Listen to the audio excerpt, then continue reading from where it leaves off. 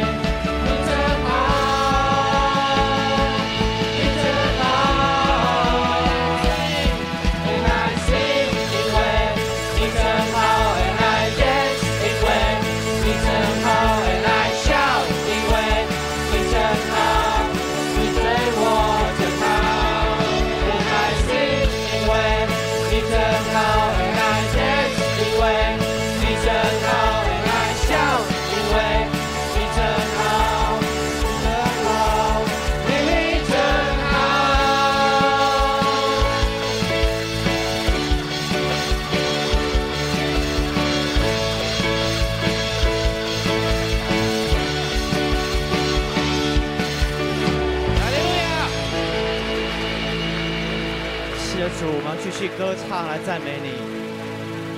愿慈爱的神，是怜悯的神，你真好。愿你在每一天都唤醒我们的灵，让我们能够用全心全人来站立在你的面前来歌唱。我们就用这首诗歌《你真好》来向我们的神来歌唱。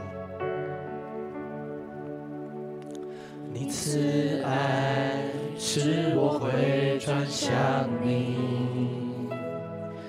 你良善吸引我靠近，你怜悯呼召我更像你，你恩典满足我心。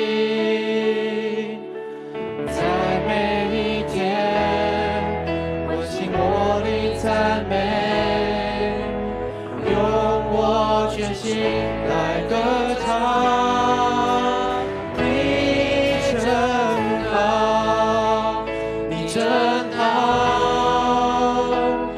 你真好，你怜悯直到永远。你真好，你真好，你真好，你怜悯直到永远。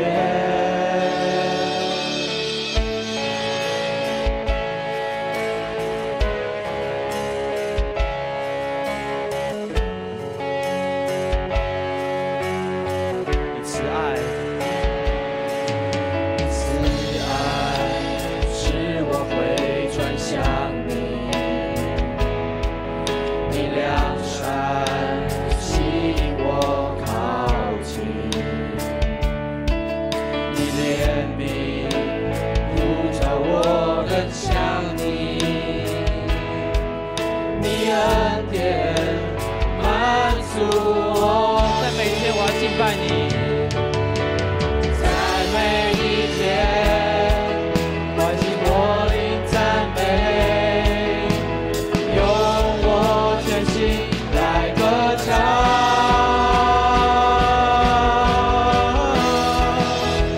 你真好，你真好，你真好。你怜悯直到永远，你真好，你真好，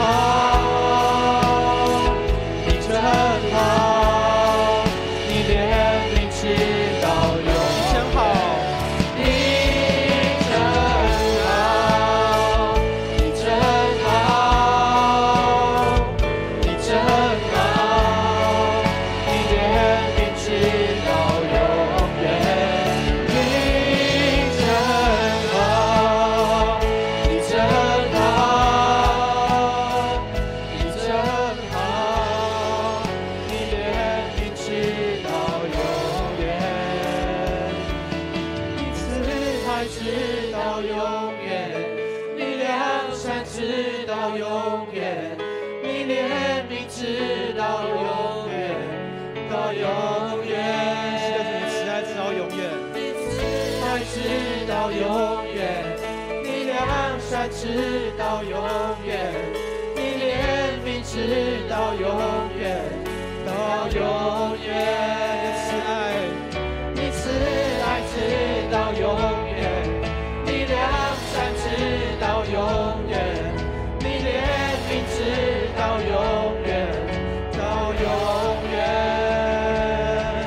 你慈爱直到永远，你良善直到永远，你怜悯直到永远，到永远。在每一天，在每一天，唤醒我灵赞美，用我全心来歌唱。你真好，你真好，你真好，你怜悯直到永远。你真好，你真好，你真好，你怜悯直到永远。你慈爱直到永远，你良善直到永远，你怜悯直到永远，到永远。在唱你慈爱。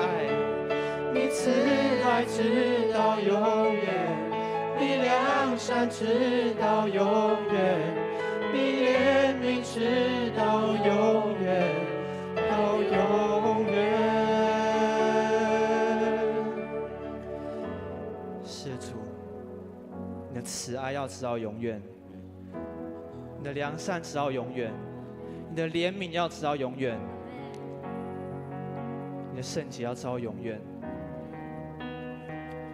不论我们身处的境遇是怎么样，我面对生活，我面对死亡，面对各样的挑战，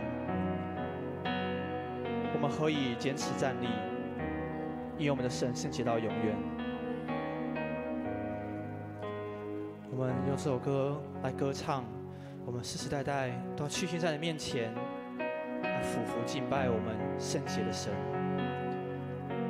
我们齐歌颂，来尊崇我们的神羔羊。世世代代都屈膝，同心匍匐敬拜，齐歌颂，用尊崇神羔羊。走在前方的圣徒，将来相信的人，齐歌颂，用尊崇神羔羊。神的名是至高至上的，你名至高至上，你名何等伟大，你名在万民之上。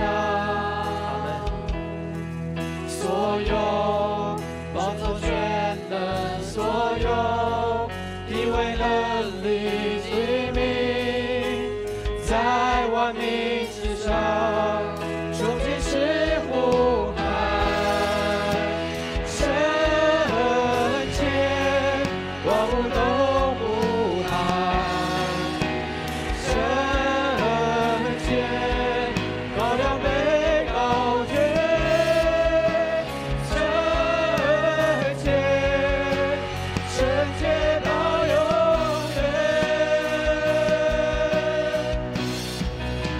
我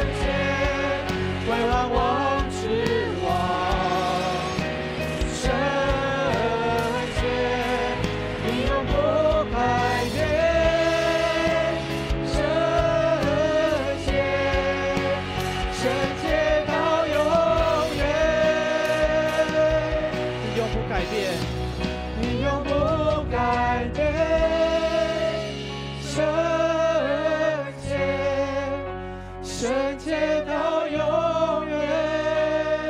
是的，主，你永不改变，你永不改变，圣洁，圣洁到永远。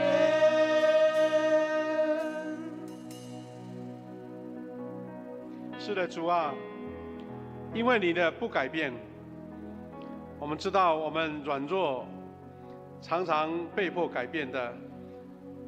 因为迎接了主，我们则得到生命的永恒。是的，主啊，求你将这样的平安、这样的信心、这样的盼望，放在每一个属你的百姓当中。主啊，感谢你，让我们这个敬拜，不只是用诗歌、祷告以及读你的话语，而是全心全意的敬拜。愿一切荣耀归于你，让每一位在这里的弟兄姐妹、线上的弟兄姐妹，大家都领受到神同在的喜乐、祝福、平安。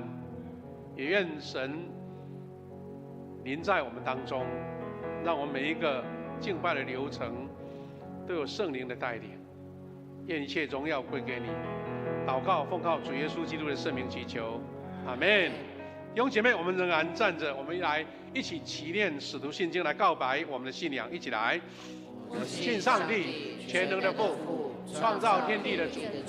我信我主耶稣基督，上帝的独生子，因圣灵感孕，由童女玛利亚所生，在本丢彼拉多手下受难，被钉十字架，受死，埋葬，降在阴间，第三天从死里复活，升天，坐在全能的父上帝的右边，将来必从那里降临，审判活人死人。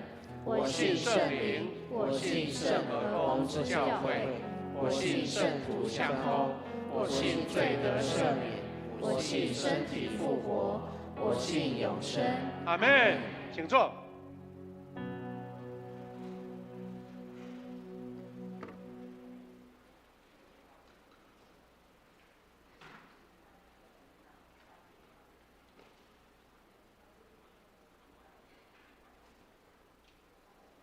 恭受上帝的话，上帝话记载在2处的圣经节。第一处诗篇103篇1到5节，我们一起来念：我的灵啊，要颂赞上主，要用整个身心颂赞他的圣名。我的灵啊，要颂赞上主，不要忘记他的仁慈，他赦免我所有的罪。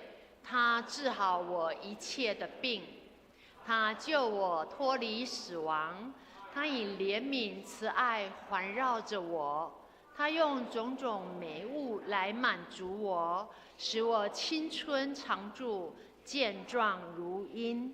第2处圣经节记载在彼得前书2章24节，我们一起来念：基督亲身把我们的罪带到十字架上，使我们不再生活在罪中，只为公义而活。由于他所受的创伤，你们得着了医治。愿上主祝福听他的话又照他的话去行的人。赞美，请底波拉小组所要献唱的诗歌，我全然献上。夏牧师今天早上要传讲的信息是基督徒的自我形象，我们一起来恭受。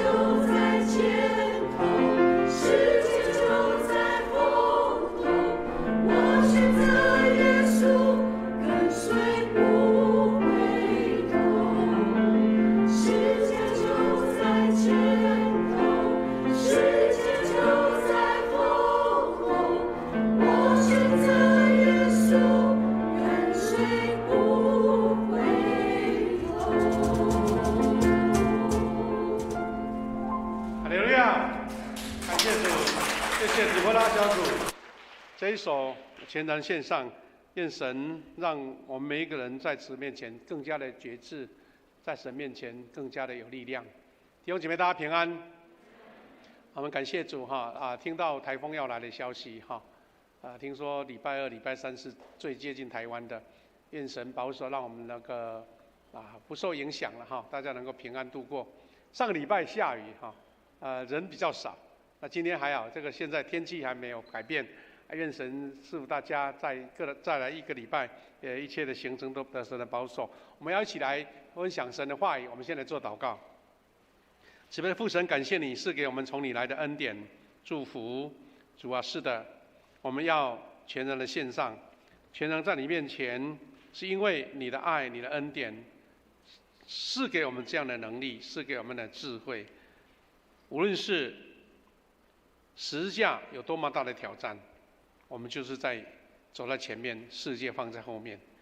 主也让我们再一次从你的话语得着一个信心的激励，一个信仰的确认，让我们成为神的儿女，是一个荣耀的、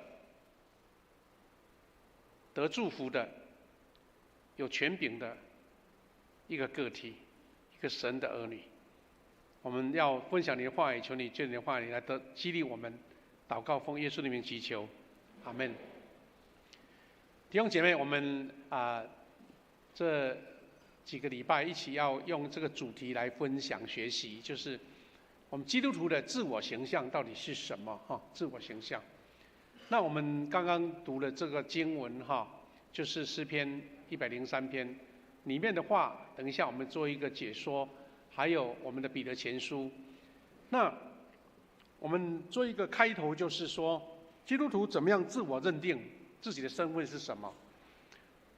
我们在座有很多是第一代基督徒，反而我们有机会来参加我们的学道班，或是我们的所谓的门徒学校。那我们的学校第一级的课程就是我们的初级班我们有17个课程，就在讲我们基督徒的身份。那我们可能从小在教会成长了，你很习惯教会的氛围，我们的生活作息，但是我们很需要再一次做一个自我的肯定跟强调，就是基督徒到底他的尊贵身份是在哪里？我们是活在这个属世的世界，那我们的身份是什么？有这3个点成为我们一个起头。第一个，我们要确信我们是被主耶稣宝血赎回的生命。这个生命可能跟一般的人外表看起来没有什么两样，但请记得，我们是被赎回的，是重价赎回的。第二个，我们有上帝的形象，这是人类被造一个普遍的恩典。但是更重要的是，因为我们认知我们回到上帝的儿女的身上，不再是外邦人，不再是被弃的或是被认养的，而是真的是属神的儿女。这个身份很重要，因为你才能自我认定说我是神的儿女，我要称呼上帝是阿爸父。第三个，我们这个尊贵的身份不是拿来炫耀的，这个尊贵的身份是我们得到一个权柄，就是做上帝的使者，负责传福音的任务。好，这个是我们一个开头的一个彼此的一个认知。但是我们也知道，我们目前是处于这个属世的世界。就这个属世的世界呢，我们很多受影响。就是说，我们这个身份明明有了，但是被遮蔽了，或是被别人来把我们舍弃或是遮盖掉。那为什么会有这样的影响？因为我们活在这个属世的世界，带来负面的影响。第一个就是我们俗世文化跟价值观的污染。我们台湾有很多名嘴啦，或是我们的台湾社会的氛围啦，我们常会被影响到。对金钱的观念，对生命的观念，人跟人之间的关系，或是我们追求的人生的目标，都会受俗世的世界影响。第二个更直接的就是我们受到黑暗权势的搅扰。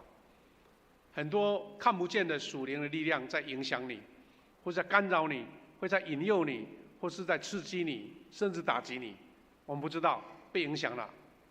第三个就是我们因为在这个罪的这个社会里面，我们的心思在成长过程，我们的心灵、我们的人格会遇到一些缺陷，因为我们是不完整的或是不完全的人。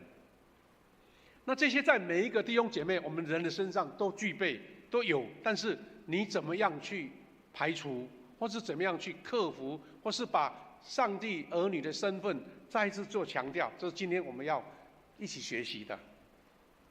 为什么？因为人在最终的光景，好像感染了那个致命的属灵疾病。属灵疾病是看不见的，对不对？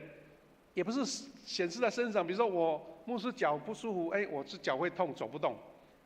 我们感冒了这个没有精神，要睡觉。属灵的疾病有时候是没有外显的。那大概什么样的情况呢？为什么有这样属灵的疾病呢？第一个，我们内心有一些负面的自我形象，会让我们思想跟行为产生变化。换句话说，我们人本来是一个积极向上的，我们是一个正面阳光的，但是为什么我会有一种消极的思想？我会有觉得自己很差、很糟糕，有这样的思想会影响我们的行为，影响我们的做事情的方法，或是讲话，或是跟人家相处的人际关系都受影响。那我们就会用一般的科学啦，或是心理学去分析，有时候找到原因，但是找不到解决的方法。行为分析，这个科学的研究都有。那为什么会这样呢？其实我们从圣经的角度来看，是因为人活在一个罪的影响的当中。我们记得在2次大战、2次大战之后，整个西方的哲学界就发展出一个叫做存在主义的一个思想。这存在主义的思想呢，就是认为人类是活在虚无的世界氛围里面。那我们从信仰去解释，是说人是在最终过了绝望无意义的生活。很多出名的存在主义哲学家，他会告诉我们，人类呢是一个没有盼望的，或是人是在自我捆绑当中。一个出名的哲学家叫齐克果，也是一个神学家，他有一句话说，人类好像遇到一件致死的疾病，这疾病就是绝望，就没有盼望所以这个比眼睛看得见的病痛更严重，绝望。一位法国的哲学家也是小说家叫卡缪他写了一本书叫《异乡人》。我记得牧师在年轻的时候刚好接到这个尾巴，存在主义的氛围那个尾巴，哇，一大堆存在主义的小说啦、哲学啦那个时代有一个很出名的台大的一个学生很厉害，叫做王尚义，哇，《野鸽子的黄昏》哇，这些书大家那个时候好像不讲一点点存在主义，就觉得好像落伍了被人家甩在边边了。为什么那个时候有那个氛围？因为2次世界大战，大家发现说，人类怎么愚笨到彼此互相残杀的地步，好像整个生命的那个体系就被崩溃掉了。所以那个时候的存在主义一直在讲到这边。这个卡缪他说，人生是无意义的，宇宙不合理的。那从这些种种的氛围，其实他在界定，他是实际描述了人类的状况。但是我们从信仰上看到，是因为人类活在罪中，所以无法从那边超越过来，难怪会一再的犯罪，一再的软弱。就像4世纪所记载的这些以色列百姓，一次一次的堕落，一次一次的背离上帝。所以最能够典型来描述人类在无盼望的生活当中，就是我们在创世纪所看到的亚当被赶出伊甸园的上帝的宣告。创世纪3章17到19节这样说：主上帝对那个男人说，你既然听从妻子的话，吃了我禁止你吃的果子，土地要因你违背命令而受咒诅。你要终生辛劳，才能生产足够的粮食。你看，这个是在描述人类犯罪所得到的那一种惩罚也好，或是那个无望的那个现象。他说：“你吃了我禁止你吃的果子，竟然土地是要被咒诅的，而且要终生辛劳才能够有足够的粮食。土地要长出荆棘杂草，而你要吃田间的野菜。你要汗流满面才吃得饱。你要工作直到你死，归于尘土，因为你是用尘土造的，你要还原归土。”这些话其实是具体而为的把人类的那个处境都显现出来。当我们从人类历史去印证这些话，一直在人类的生命当中发生，那就是人类普遍的现象，不是讲个人，人类普遍的现象。所以有人这样子描述说，从亚当犯罪堕落以来，人类在整个生命的过程当中，就像被罪的病毒所感染、所辖制啊。被罪的病毒当然不像 COVID-19 这样子啊，马上生病不舒服就躺在床上，不是。那个罪的病毒就是有时候让你无法察觉，但是在我们的生命当中、我们的生活当中、我们的日常的行为当中显现出来。啊，有人把它整理成大概是这样的现象啊。第一个叫做类似中毒的现象。我说灵里的中毒哦，人类会用很多不良的习惯来自我捆绑，生活习惯、饮食习惯，甚至有情欲的捆绑，有上瘾的捆绑，有那些明明知道不好不对，但是改不掉的，这个叫做中毒的现象，这是灵的中毒。因为人为什么想要去吸毒？你明明知道这个不对，这个不好，不应该。有人沉迷在赌博，有人沉迷在酒精，有人沉迷在被一些毒品、吸烟那一类的东西捆绑。为什么呢？那就是罪的病毒在影响我们人类。第二种就是一种不幸福的自我形象，感觉上觉得我这个人活在这世上没什么意义啦，没有资格被爱。尤其你观察或是在旁边的人，有些人可能在成长过程当中不幸福，或是也许是单亲，或是曾经被霸凌，或是被人家嫌弃。有的学生在学校被人家欺负，他整个人格就被扭曲掉了。他变成觉得说，世界没差我一个啦，不差我这一个，不被爱是很自然的事情。第三种是生病的自我形象。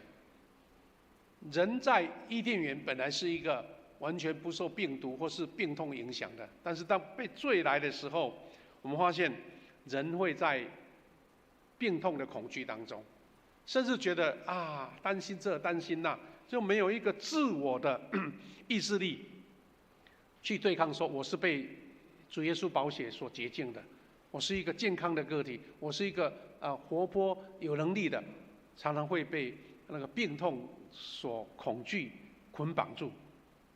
那最后一个就是很多人普遍有，甚至是一个民族、一个社会所有的，就是失败的自我形象。失败的自我形象，有那个贫穷的灵在当中。人有时候在活在一个社会氛围当中，或是一个家庭当中，一直认为说，我再怎么努力也没什么用啦，那耍废算了啦，躺平算了啦，当成一个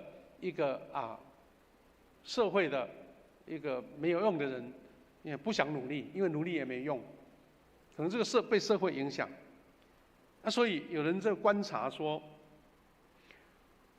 在南美洲的一些国家一直循环在贫穷当中。那为什么奇怪？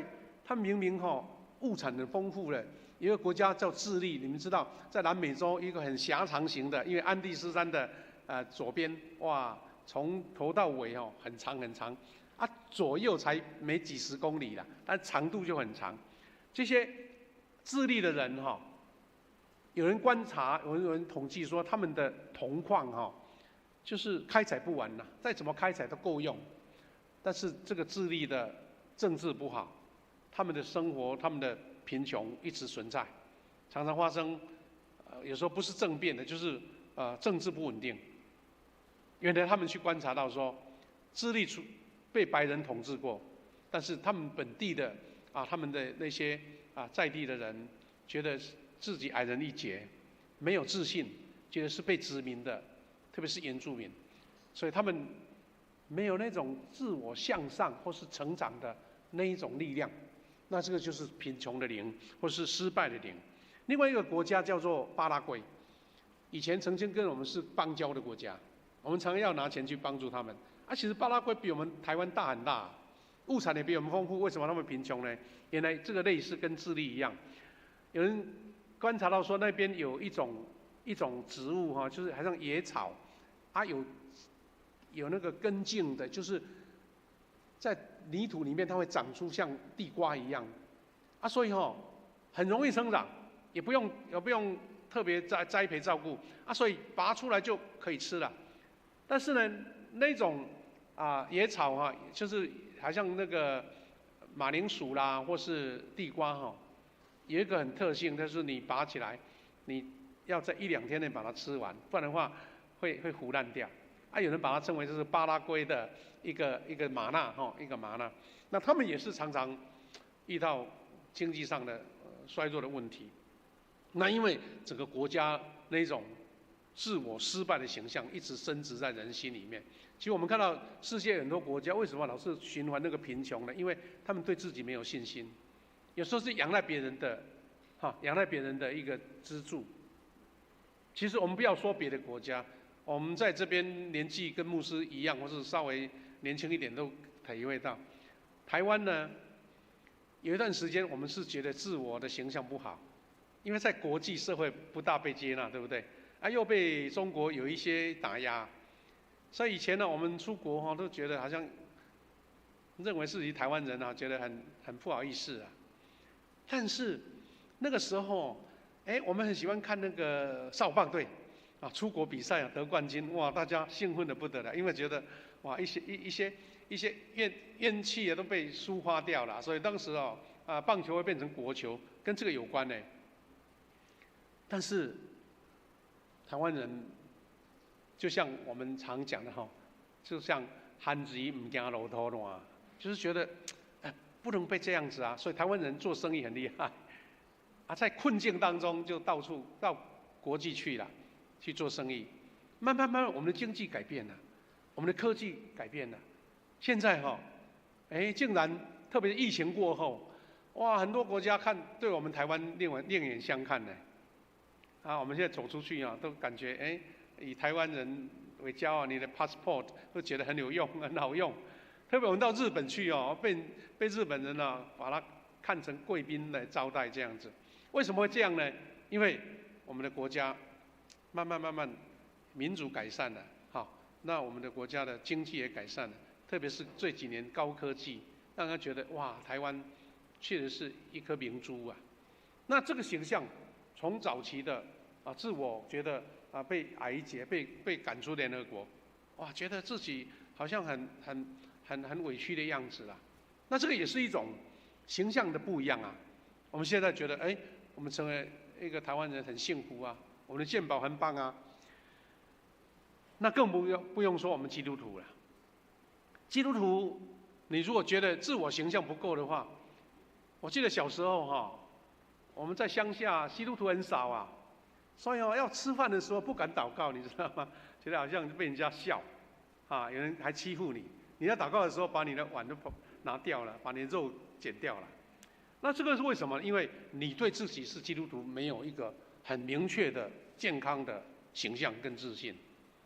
尤其像我们第2代、第3代的基督徒，想说反正我就跟父母亲去教会没有很特别去找说我为什么这个身份是被肯定的。我说这个就是我们所谓的一个好像亚当以来的罪的病毒所捆绑。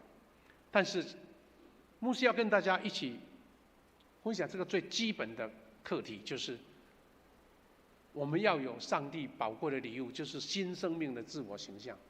这新生命形象一定要常常自己强调，在祷告中，在宣告当中，在灵修当中，一直强调说我是被神所拣选的，那你才不会沦入一个像普通人一样，也是那样的软弱，像我刚刚讲的一些病毒所感染。开宗明义，保罗的宣告，他说：无论谁一旦有了基督的生命，就是新造的人，旧的已经过去，新的已经来临。我们最近在进行信无小组，已经到第4周了。很多我们在分享信息的人就会引用这个经节，那告诉还没有认识主的人说：你一旦是被基督的生命所进入了，你就是新造的，旧的不过去了，新的已经来临了。那就是我们一个非常明确的宣告。所以换句话说，基督徒跟一般的人都差不多，一起上学，一起工作，一起生活，但是要从我们的思想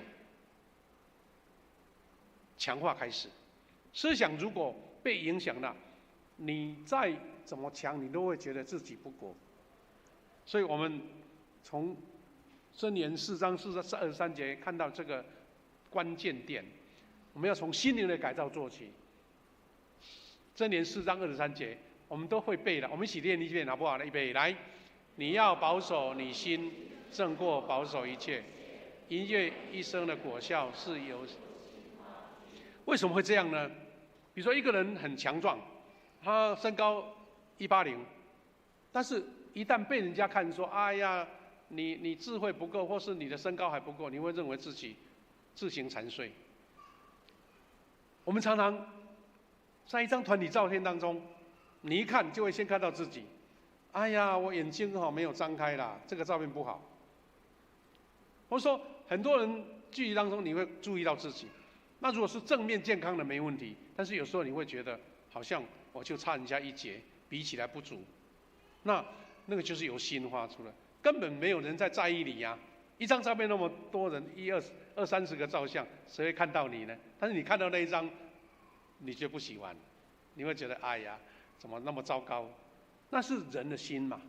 所以基督徒如果能够掌管你的心思、你的思想，那你就会走向一项正面的道路、健康的道路。牧师人喜欢一段话，我们常常会在网络上看到，他说：思想跟命运的关系，小心你的思想，因为他们会成为言辞，你常常说的话，负面的会有负面的言辞。小心你的言辞，因为他们会成为你的行为；小心你的行为，因为它会成为习惯。再来，他说：小心你的习惯，因为它会成为你成为性格；小心你的性格，因为他们会成为命运。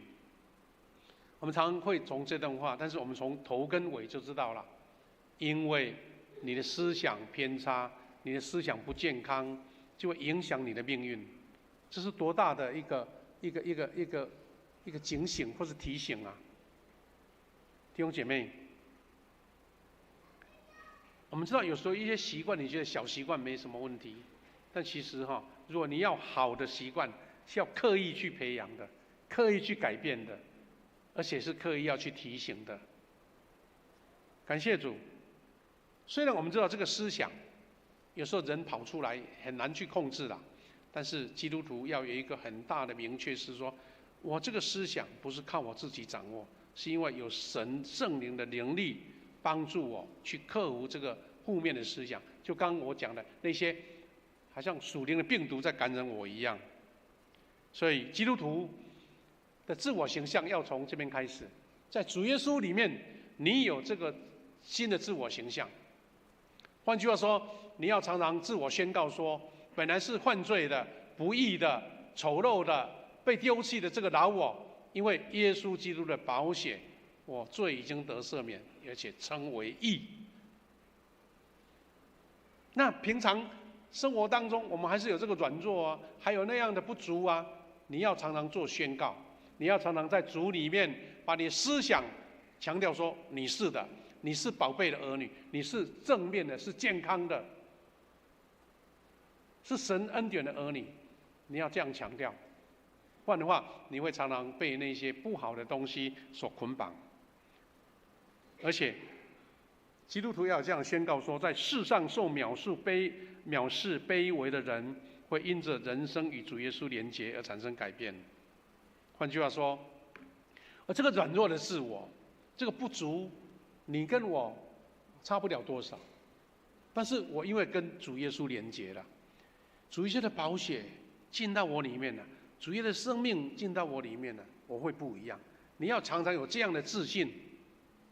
有一些小故事很有趣哈，这个是甘乃迪总统，我们知道美国的著名的总统，上个世纪的，他因为年轻又很英俊，而且是家世非常的就是非常的豪门就对了哈。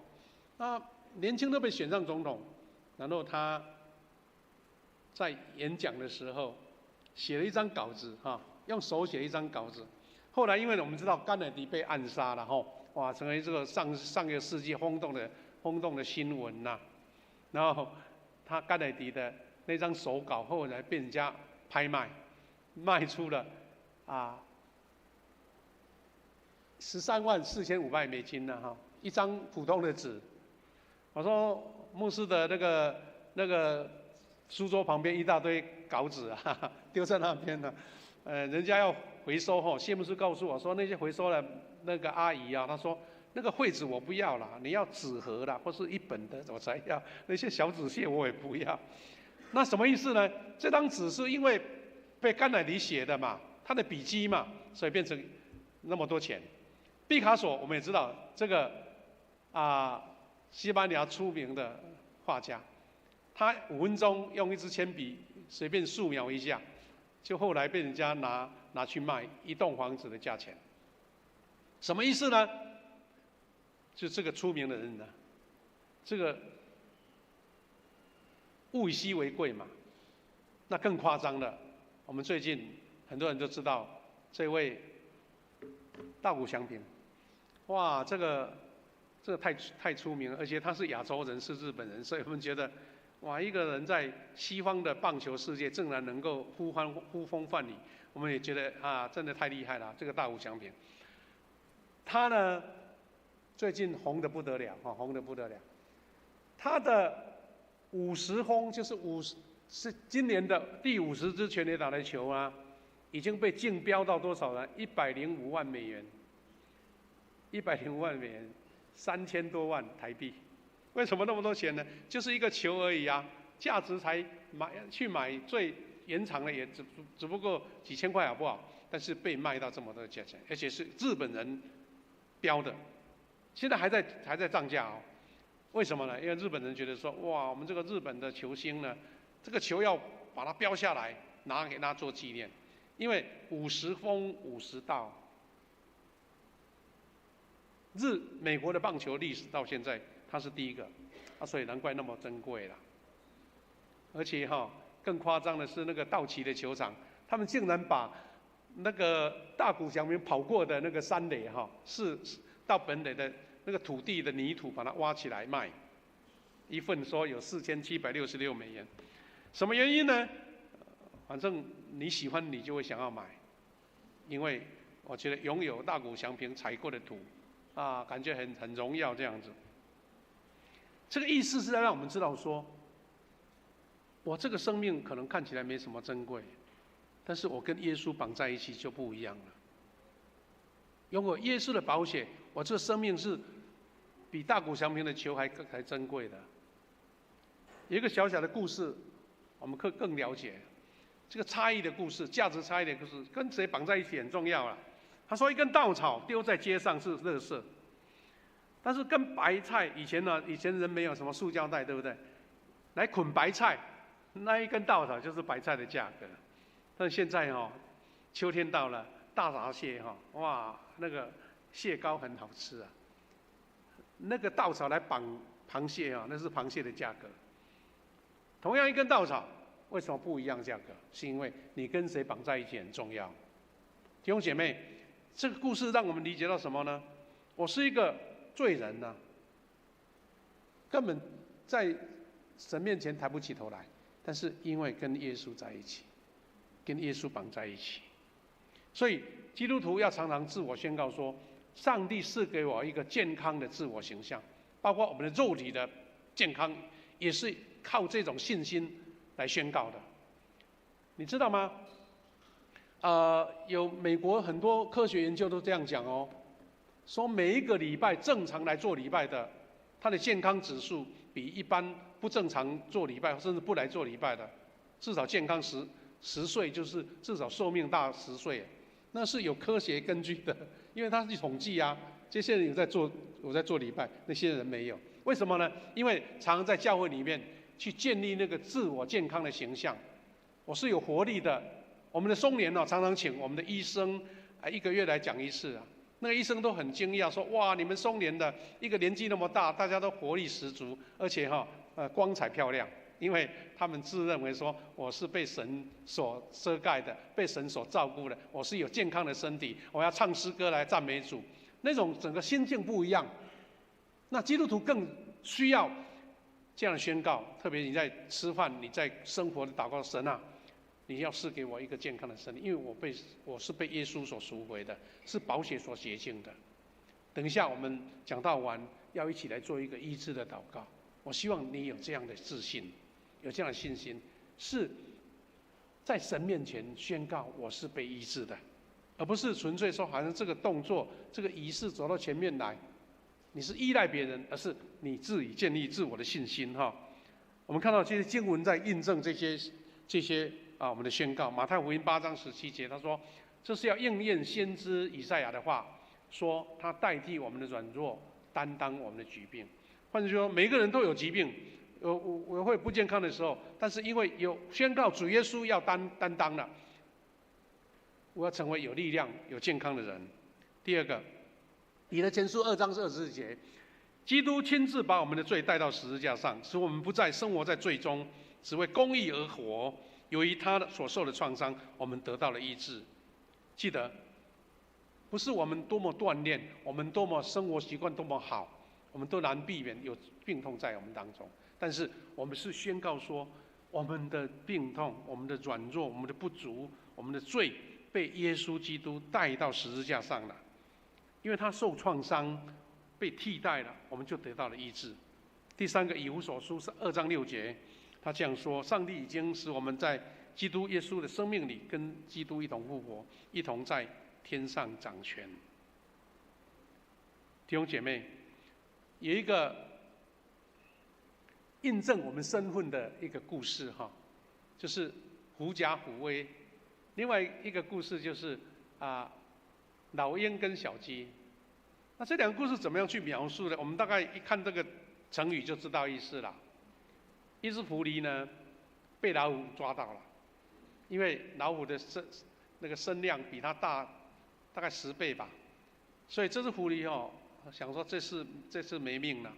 但是我们都知道狐狸很聪明，它马上心念一转，就跟老虎说：“你不能吃我，因为我是创造主所创造一个美好的形象。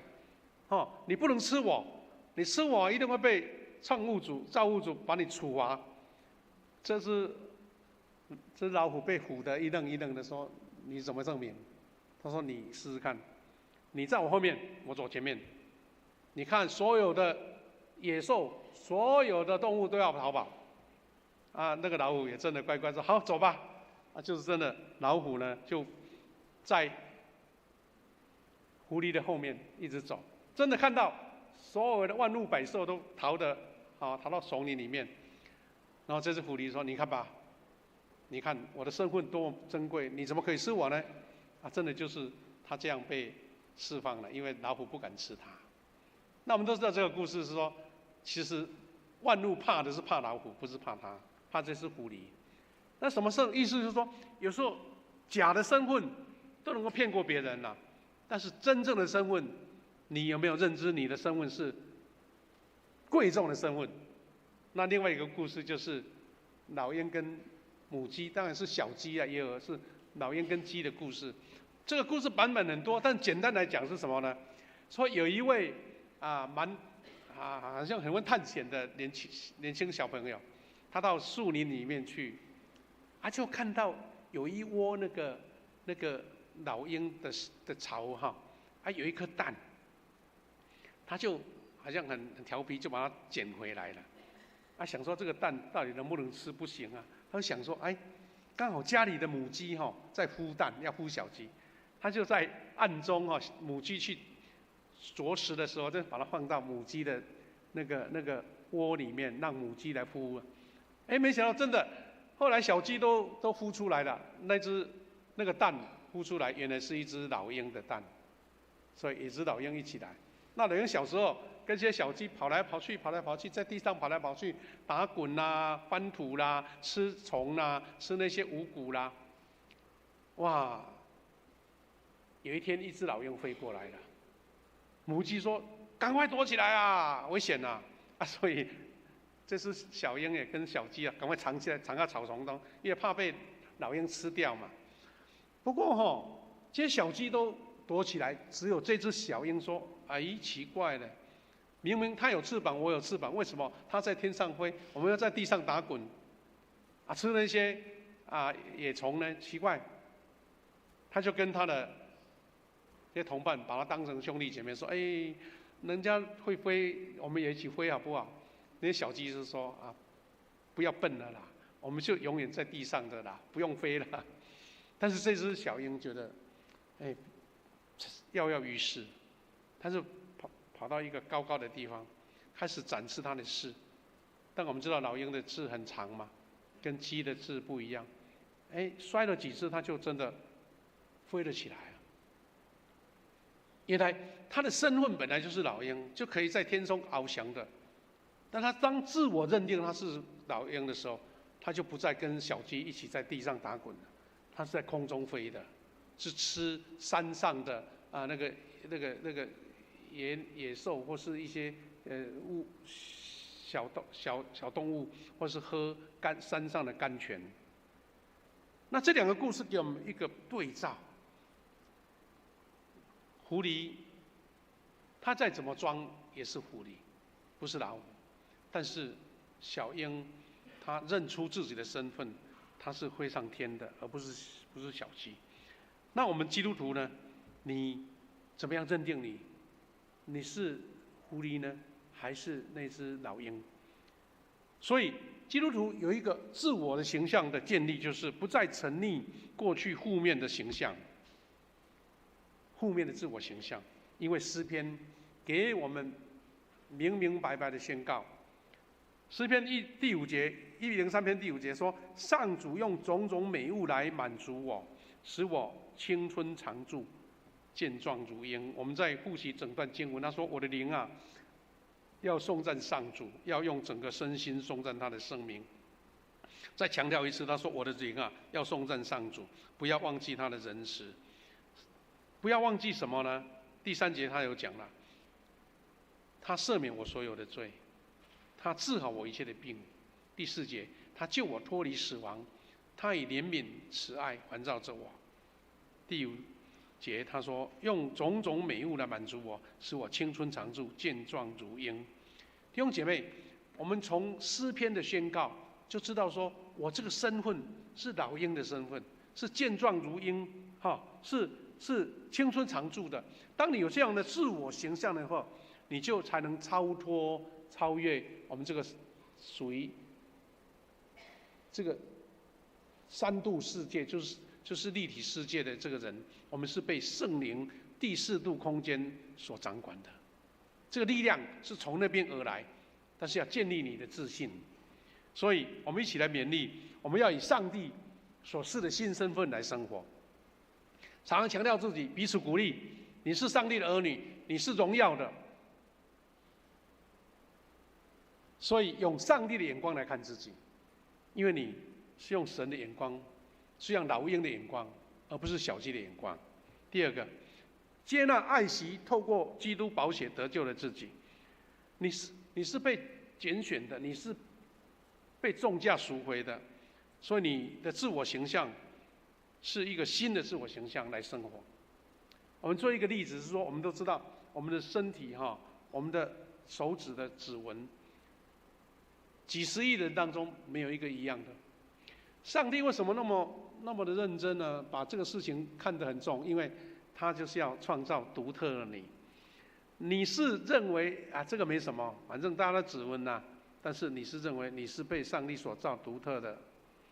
昨天我们在参加幸福小组的时候，我们跟一个贝斯的在谈话的时候，有一张那个天父的信的卡，它里面讲的说，你在母腹当中，我已经拣选了你。那位姐妹感觉非常感动，觉得说我是独特的，被神所拣选的。弟兄姐妹，我们当基督徒，你不要一直以为我只是跟一般的人没什么两样，你要自己强调分别出来，我是最独特的，是独一无二的，连指纹也不一样。我们的头发有多少，神都数过了。最后是我们要自我形象跟上帝的观点一致，就刚刚讲。用上帝的眼光来看，当我们有这样的自我形象的时候，你每一天起床的时候就宣告说：主啊，我是被你所拣选的，我是荣耀的儿女，我要做出比一般人更好的形象来荣耀你。所以当我们有这样自我形象，我说那些属灵的病毒影响就会被减低或是被消除，所以我们才能以上帝的爱爱自己，活在幸福的生命当中。弟兄姐妹，基督徒的自我形象本来就有了，但是你自己没有发觉，你自己没有做宣告。我们要一起来做祷告，然后我们一起奉主的名来宣告，我们是被得医治的。我们现在做祷告，我们先预备，我们要做医治的祷告。谢天父上帝，感谢你，感谢赐给我们基督徒，你赐给我们全新的生命。当我们一再自我宣告的时候，我们就发现我们在神的眼中是独一无二的，是被拣选的，是被看重的，而不是在这个层层的这个人世当中在乎在尘，没有任何的特色。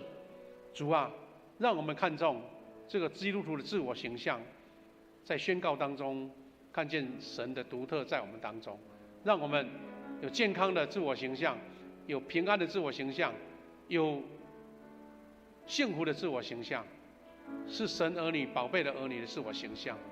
感谢主，我们是当中的一份子，请你将这样的力量赐给我们，神圣灵来启示我们。我们要一起做医治的祷告，求你带领我们一下蒙恩得治的一个过程。感谢赞美主，祷告奉耶稣基督的圣名祈求，阿们。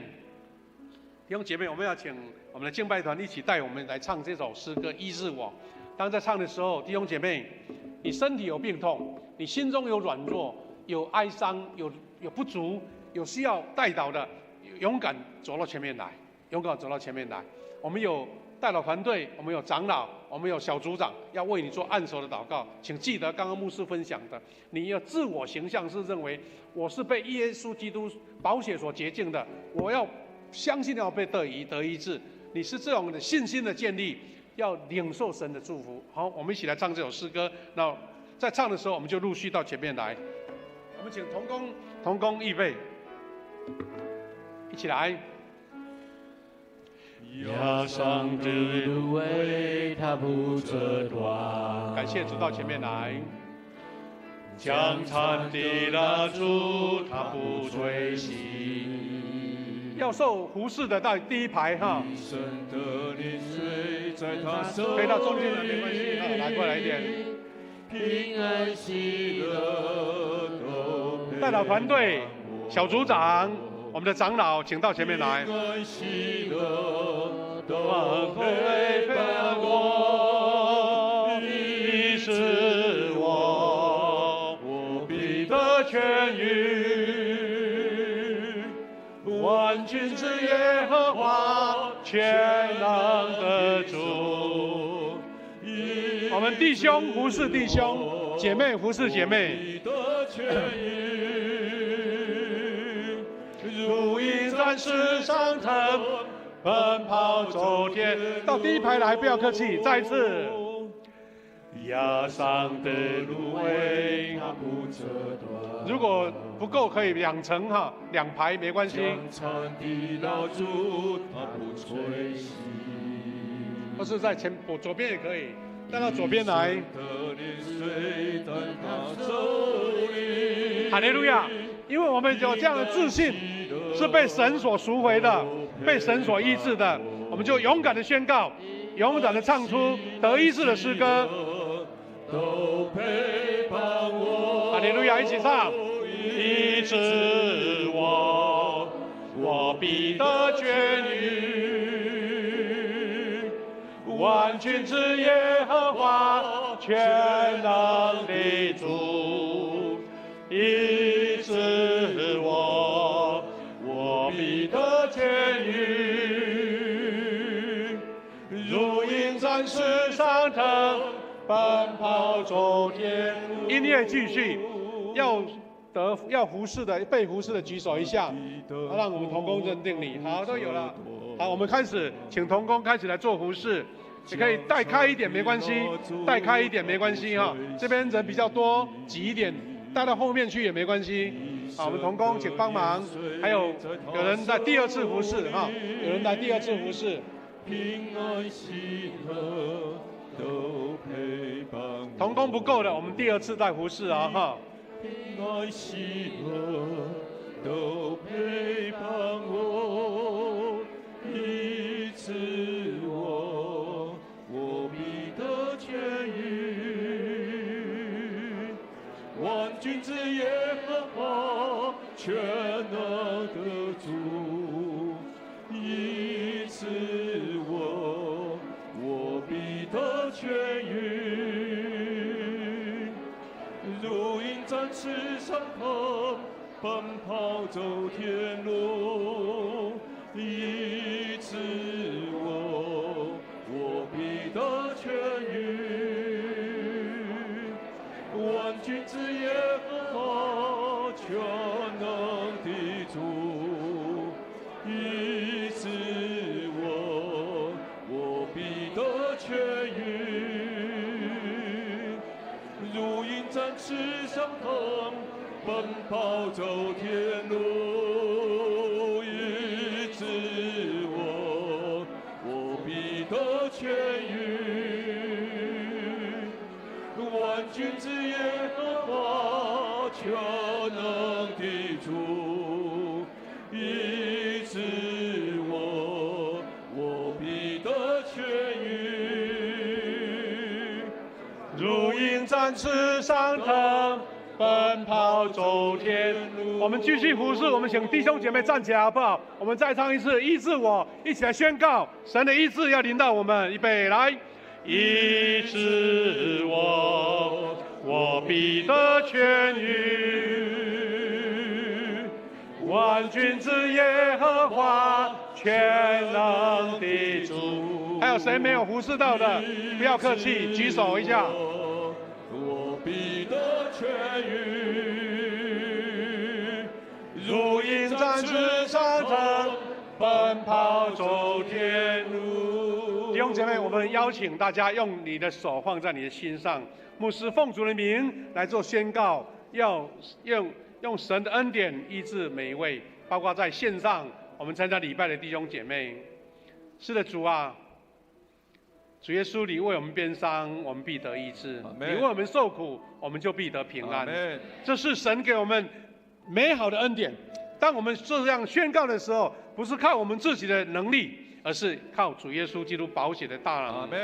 神啊，在前面的这一群弟兄姐妹，他们有肉体的病痛，或是心中的软弱，或很多忧愁，有时在治疗静养的过程当中。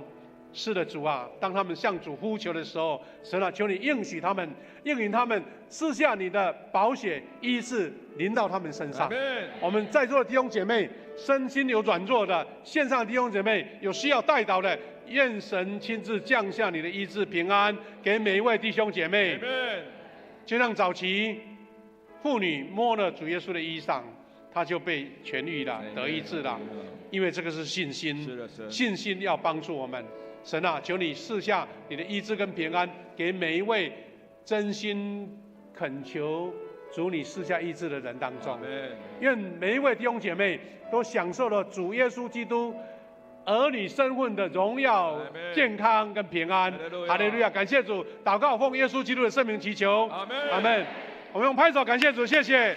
我们请回座，请回座，谢谢。我们请回座，感谢主。愿神将医治临到我们当中。我们请诗慧来带领我们一起做奉献。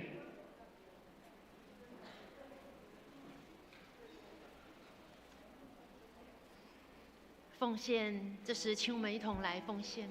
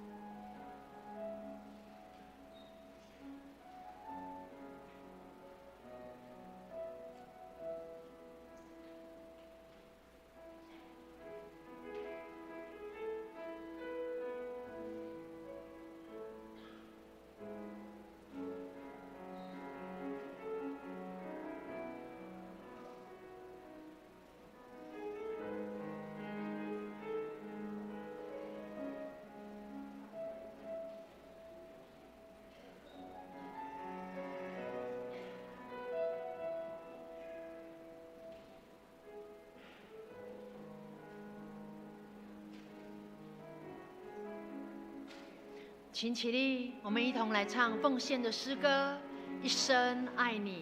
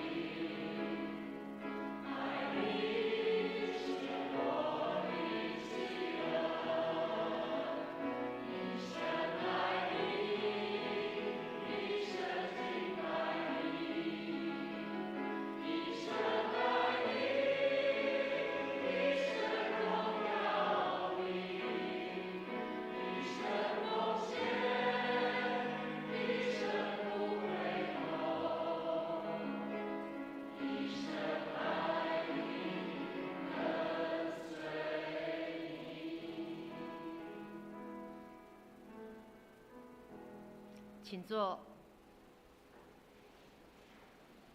本月金句，我们翻开周报最后一页，我们用华语来念2次，请。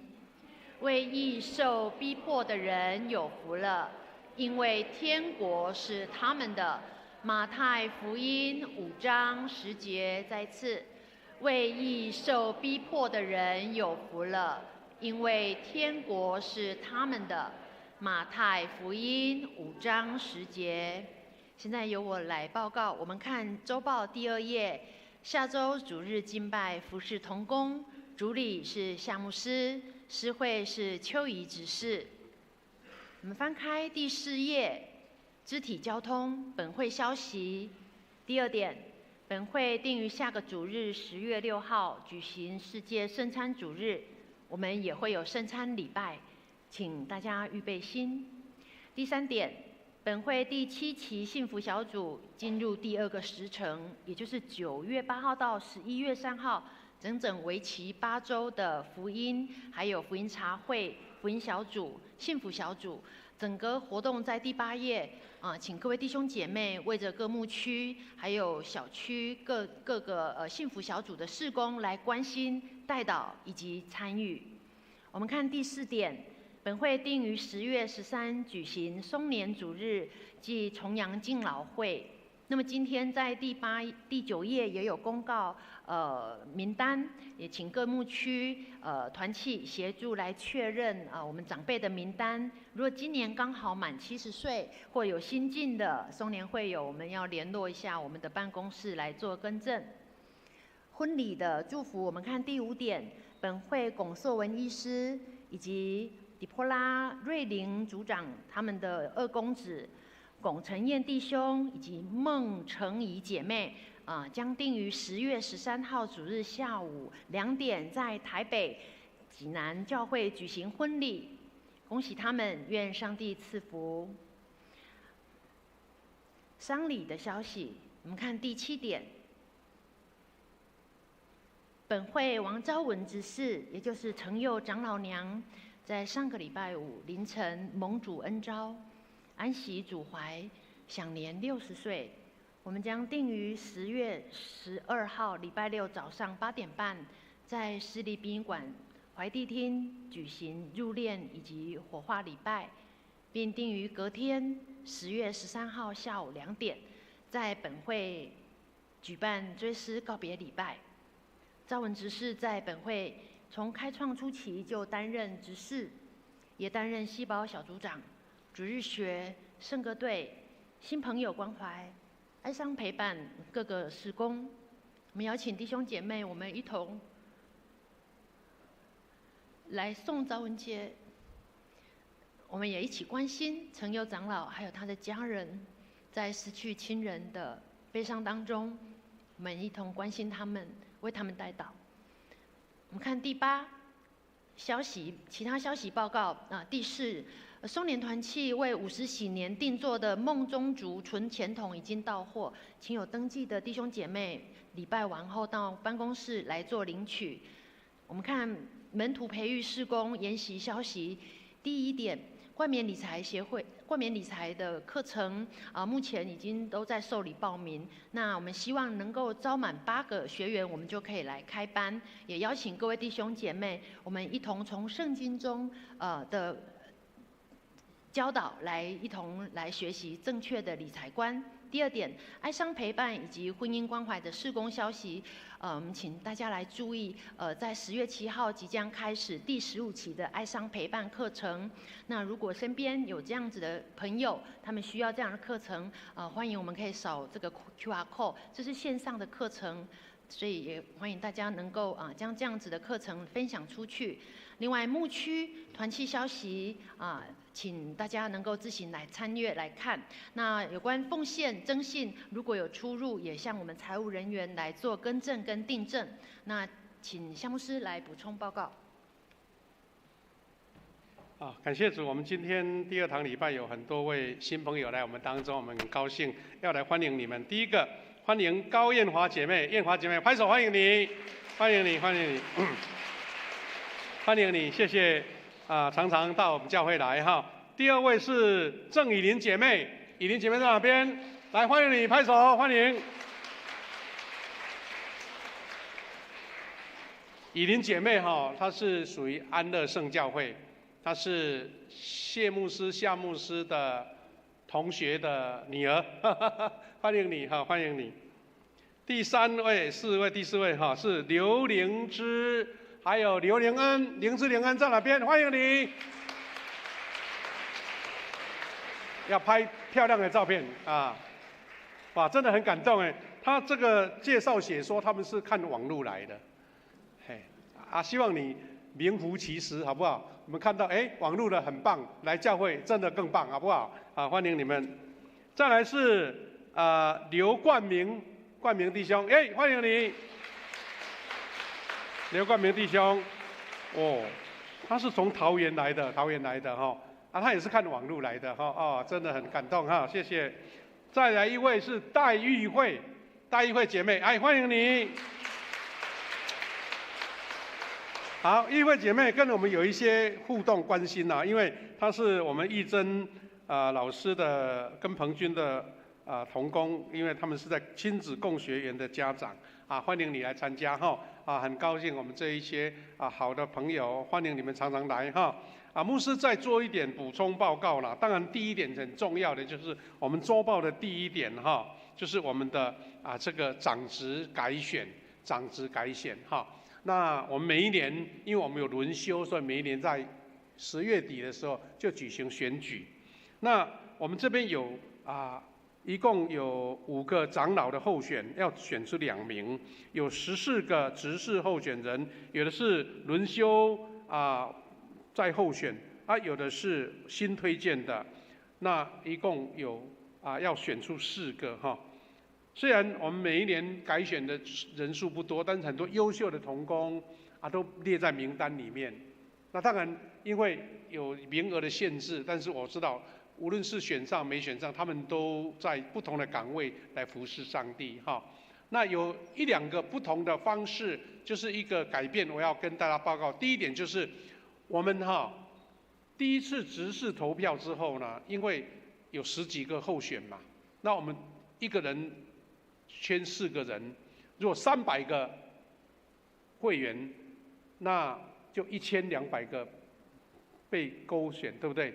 那要唱票的时候，我们去年记得牧师统计快要1个小时了，就唱票很单调的所以我们今年小会要改变一个方式，看看能不能比较节省时间。就是当我们第一轮执事投票的时候，我们就直接把票拿到3楼，由长老来监督，有2位同工，一个是唱票，一个计票，分6组开票。那等于是60分钟，看能不能缩成10分钟，因为6组嘛，对不对？要改成6。这个是我们新的尝试跟各位报告。第二个是，我们候选人以前都是用姓氏来排序啦，我们说今年改变一下，照政府的规定用抽签的所以我们要请长老等一下礼拜结束有在场的，我们留下来，我们要做一个抽签当然不是全部公开，怕影响大家的时间，但是有人做见证来抽这些候选人他们的号次要谁是1号，谁是2号，我们就按这个派号次，下个礼拜正式公告，就是我们的候选名单了这个是牧师在长职的报告。那其他我们就请回到那个主流程当中，牧师做一个补充就可以第一个就是这个是示意图了，因为时间有点改变，只是说要邀请大家继续来关心我们教会的幸福小组，现在已经第4周了其实在3周，大概在月底就我们的流程就走过了。那下一个月就是要做一个名人开讲，那我们希望大家一起邀请我们一些贝斯来参加那有2个非常重要的这个幸福小组的语录我们一起来念这个大字好不好？预备来，没有，只有。这个意思是什么？在下面有解释，他说看不见的价值就是属天的价值，就是灵魂，讲究灵魂。因为你看到这个那么宝贵的价值，所以愿意付出时间，有的去邀请贝斯特，有的陪他们喝咖啡，有的邀请他们来，我们很多同工一起准备，有时候4个礼拜、5个、6个、7个礼拜这样子这是一个信念就对了。第2个信念，我们一起念来，传福音，教会的事工之一，它是教会的火车的事工。意思是教会如果没有传福音，它等于是一个俱乐部而已。一个得救者的俱乐部，一个天国国民的俱乐部，但是没有抢救新的灵魂进来这是一个非常重要的一个信念我们请大家一起支持代祷。当然，你如果不是在第一线参与幸福小组的，你就为他们守望祷告。那些图卡里面有名单，为他们祷告，为福长祷告。那第2个是，你如果有感动，你说我这个时间上我不能参与允许，但是你可以奉献因为我们要邀请贝斯的，我们要请他们一些茶点，我们一些礼物都要花钱我们用我们的那个宣教基金来做支付。第3个再宣传一下我们的李伟教授主持的英文查经班，非常的棒我们有一个学生参加查经班，现在考上清华大学了，现在读清华大学，他是李伟老师的学生英文又能认识圣经真理，又能学英文，那多棒欢迎大家来报名，就是第1堂礼拜的时间你第2堂礼拜来做礼拜，等一个早上奉献给神很重要。第2个是我们华语查经班都是教授级的一个主理我们的马教授他在1楼，这教育中心的1楼在喜乐教室，用华语来查经。如果说你对英文不是那么的需要，你就用华语查经欢迎大家来报名。第三个哀伤陪伴事工，我们在周报里面有做了有 QR code 我们关心有遇到亲人失丧心中很忧愁难过的，我们可以借由这个来一起学习原来的这个投影片这个有有没有？这一张哀伤陪伴这一张我们在9月30号就是明天礼拜一就有一个单片的影片来介绍说，当失去配偶的时候怎么样得到帮助，还有我们10月7号开始的整个13周的课程，都请大家就是介绍有需要的人来参加介绍有需要的人来参加。那在这个报告就是说，我们今天就开始分发那个我们的记表跟新晚跟读经。另外，牧师手上这个是实体的竹筒的存钱筒。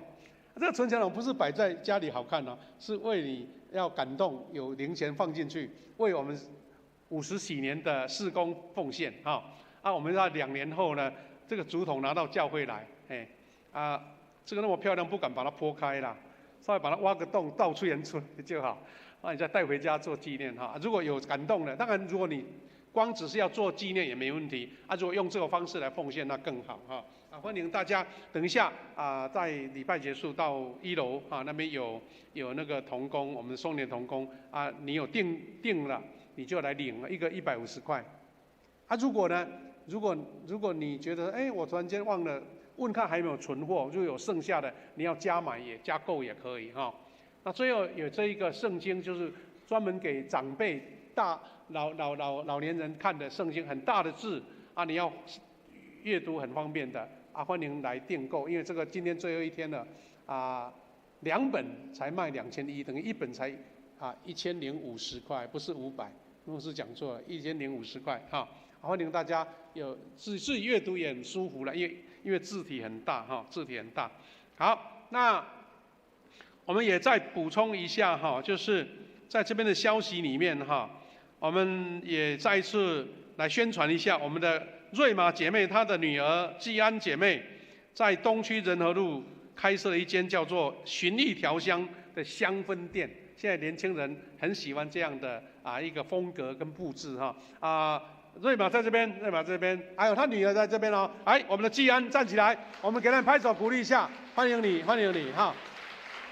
好，对香氛有什么样的想要了解，去找他就对了在仁和路，我们其实一段很短的距离就可以到了还有电话要预约也都可以好，欢迎你们，恭喜你们进来，请坐那刚刚我们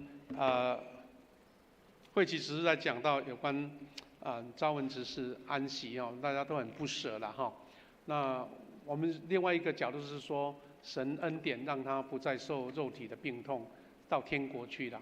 那我们要在10月12号早上为他做入殓火化礼拜，隔天礼拜天大概这个时间礼拜结束了，那2点在10月13号来举行追思告别礼拜。如果大家时间允许，欢迎来参加，也带来我们的代祷跟安慰愿神亲自保守陈佑长老这个家庭愿神来带领赐下平安感谢主好，我们把时间交给我们的诗会。颂荣，我们一起来唱颂荣的诗歌《我的神，我的王啊》。吟诗后，请牧师祝祷。我的神，我的王啊，我要称颂你的名，我要永远称颂你，我要天天称颂你。一起来领受从神那里赐福，愿主耶稣基督的恩典、上帝的慈爱以及圣灵的保守、相通扶持带领，与每一位弟兄姐妹同在，从今时直到永远。阿们。